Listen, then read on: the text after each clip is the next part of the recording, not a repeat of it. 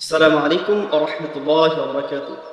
الحمد لله رب العالمين والصلاة والسلام على سيد المرسلين وعلى آله وأصحابه أجمعين. أما بعد، أعوذ بالله من الشيطان الرجيم. بسم الله الرحمن الرحيم. إن الله غفور رحيم. عن أبي هريرة رضي الله تعالى عنه أن رسول قال للنبي صلى الله عليه وسلم أوصيني. আলহামদুলিল্লাহ, সমস্ত প্রশংসা আল্লাহ তাআলার জন্য, যে আল্লাহ তাআলা আমাদেরকে এখনো হায়াতের উপর জীবিত রেখেছেন, আমাদেরকে মাফের একটা পথ বাতলিয়ে দিয়েছেন। এজন্য আমরা শুকরিয়া জ্ঞাপন করি আলহামদুলিল্লাহ। আমরা স্বাভাবিকভাবেই অনেক সময় রেগে যাই, আর আমাদের রাগটা কেন আসে, এর প্রতিকার কি?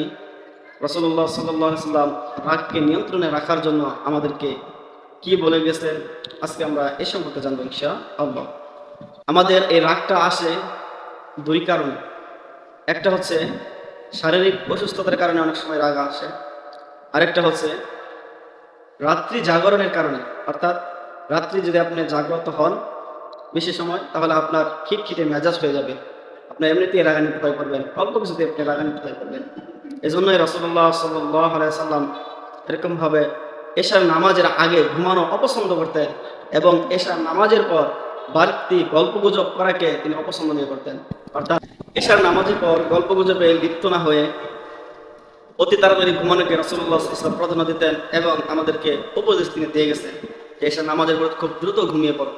যদি আপনার ঘুম ঠিক হয়, তাহলে আপনার ইনশাআল্লাহ সহজে আপনার মেজাজ ঠিক হয়ে যাবে।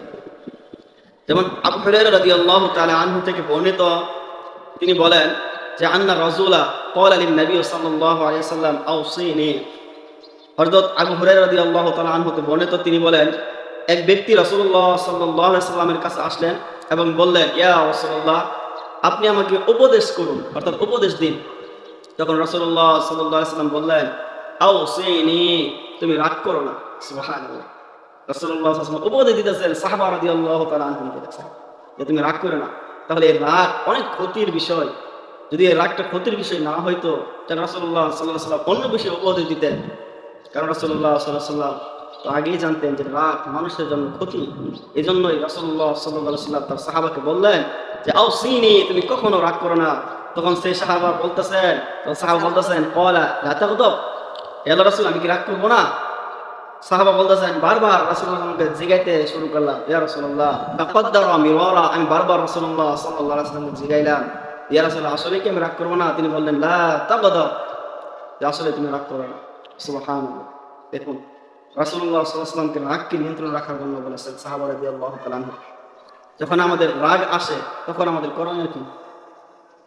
আব্দুল্লাহ ইবনে আব্বাস রাদিয়াল্লাহু তাআলা আনহু থেকে বর্ণিত, তিনি বলেন যে রাসূলুল্লাহ সাল্লাল্লাহু আলাইহি ওয়াসাল্লাম আমাদেরকে বলেছেন যে তোমরা সহজ করো, তোমরা কঠিন করো না, তোমরা শিখাও, এবং রাগ করিও না, এবং রাগ করিও না, এবং রাগ করিও না। তিনি এই কথাটা তিনবার বলেছেন, মুসনাদে আহমদের শরীফের হাদিস। এবং রাসূলুল্লাহ সাল্লাল্লাহু আলাইহি ওয়াসাল্লাম বলেন যে রাগটা আসে শয়তানের পক্ষ থেকে, আর নিশ্চয়ই শয়তান আগুনের তৈরি, তাই আগুনকে পানি এরকম ভাবে নিভিয়ে দেয়। এর জন্য তোমরা রাগ উঠলে ওযু করো। সুবহানাল্লাহ। দেখছেন রাসূলুল্লাহ সাল্লাল্লাহু আলাইহি ওয়াসাল্লাম কত সুন্দর সলিউশন আসবে।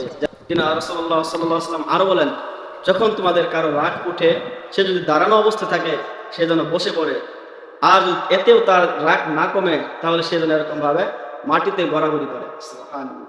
কিন্তু আমাদের বিষয়টা উল্টা হয়ে গেছে। আমাদের যখনই রাগ উঠে বসে থাকি আমরা, তখন দাঁড়িয়ে যাই, এতে আরো রাগ বৃদ্ধি পায়। এতে দেখা যায় যে অনেক কিছু হয়ে যায়, ঝগড়াঝাটি হয়ে যায়, এরকমভাবে মারামারি হয়, এরকমভাবে এক পর্যায়ে বড় একটা বিভেদ সৃষ্টি হয়। এজন্যই আসলে আমরা সেই রাসূলুল্লাহ সাল্লাল্লাহু আলাইহি ওয়াসাল্লামের উপদেশগুলো আমরা মেনে চলি, তাহলেই আমরা এরকমভাবে সার্থক হতে পারবো, নিজেকেও নিয়ন্ত্রণ রাখবো, এবং অপর ভাইকেও নিয়ন্ত্রণ রাখার চেষ্টা করবো। আমি বিশেষ করে রাগকে নিয়ন্ত্রণ রাখার চেষ্টা করবো ইনশাআল্লাহ। আসসালামু আলাইকুম ওয়া রাহমাতুল্লাহ।